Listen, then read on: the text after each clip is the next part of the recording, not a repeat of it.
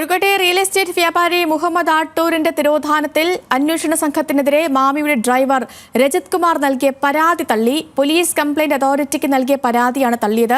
അന്വേഷണ സംഘം മാനസികമായി പീഡിപ്പിക്കുന്നുവെന്നായിരുന്നു രജിത്തിന്റെ പരാതിയിൽ പറഞ്ഞിരുന്നത്. ലിനറ്റ് വർഗീസ് ഉണ്ട്. ലിനറ്റ്, ഈ പറഞ്ഞതുപോലെ അന്വേഷണ സംഘം തന്നെ ക്രൂരമായി വേട്ടയാടുന്നു, തനിക്ക് ഈ തിരോധാനവുമായി ഒരു ബന്ധവുമില്ല, തന്റെ തിരോധാനത്തിന് പിന്നിലും മറ്റു കാര്യങ്ങളൊന്നുമില്ല എന്നൊക്കെ കഴിഞ്ഞ ദിവസം ഈ രജിത്തും കുടുംബവും ഒക്കെ മാധ്യമങ്ങളോടക്കം പ്രതികരിച്ചിരുന്നതാണ്.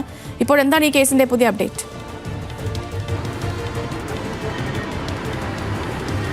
സേതുലക്ഷ്മി, ഇപ്പോൾ ഈ ഒരു മാമി കേസിൽ മുഹമ്മദ് ആട്ടൂരിന്റെ ഡ്രൈവറായിരുന്ന രജിത് കുമാർ നൽകിയ, അതായത് പോലീസ് കംപ്ലയിന്റ് അതോറിറ്റിക്ക് നൽകിയ പരാതിയാണ് ഇപ്പോൾ തള്ളിയിരിക്കുന്നത്.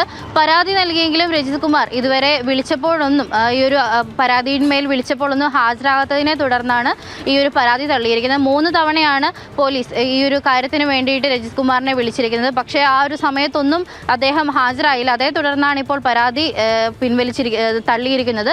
അതായത് ഈ ഒരു അന്വേഷണ സംഘം തന്നെ തുടർച്ചയായി പിന്തുടരുന്നു എന്നും മാനസികമായി പീഡിപ്പിക്കുന്നു എന്നൊക്കെ തന്നെ അദ്ദേഹം നേരത്തെ മുതൽ തന്നെ ഈ ഒരു മാമി കേസുമായി ബന്ധപ്പെട്ട് തുടർച്ചയായി അദ്ദേഹത്തെ മാനസികമായും അതോടൊപ്പം പിന്തുടരുന്നു എന്നൊക്കെ പറഞ്ഞ് ഒരുപാട് തവണ പരാതി നൽകിയിരുന്നു. പ്രത്യേകിച്ച് ADGP അജിത് കുമാറിന്റെ നേതൃത്വത്തിലുള്ള അന്വേഷണ സംഘം SIT ഒക്കെ രൂപീകരിച്ചപ്പോൾ അദ്ദേഹത്തിന് ഇത്തരത്തിലുള്ള പ്രശ്നങ്ങൾ കുടുംബവും ഒക്കെ നേരിടുന്നു എന്ന രീതിയിലായിരുന്നു പരാതി നൽകിയത്.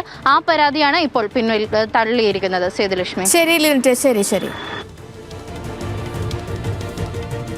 ഇപ്പോൾ ഈ കോഴിക്കോട്ടെ റിയൽ എസ്റ്റേറ്റ് വ്യാപാരി മുഹമ്മദ് ആട്ടൂരിന്റെ തിരോധാനത്തിൽ കഴിഞ്ഞ ദിവസം തന്നെ ഈ മാമിയുടെ ഡ്രൈവർ അവരുടെ ഈ കാണാനുണ്ടായിരുന്നില്ല എന്ന തരത്തിലുള്ള വാർത്തകളൊക്കെ ഉണ്ടായിരുന്നു. ഇവർക്ക് ഈ തിരോധാനവുമായി ബന്ധപ്പെട്ട്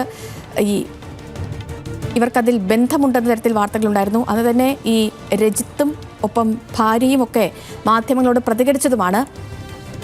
ഇപ്പോൾ വീണ്ടും ഇവർ നൽകിയ പരാതി നൽകിയിരിക്കുന്നു എന്നുള്ളതാണ് ഇതുമായി ബന്ധപ്പെട്ടുള്ള പുതിയ അപ്ഡേറ്റ്.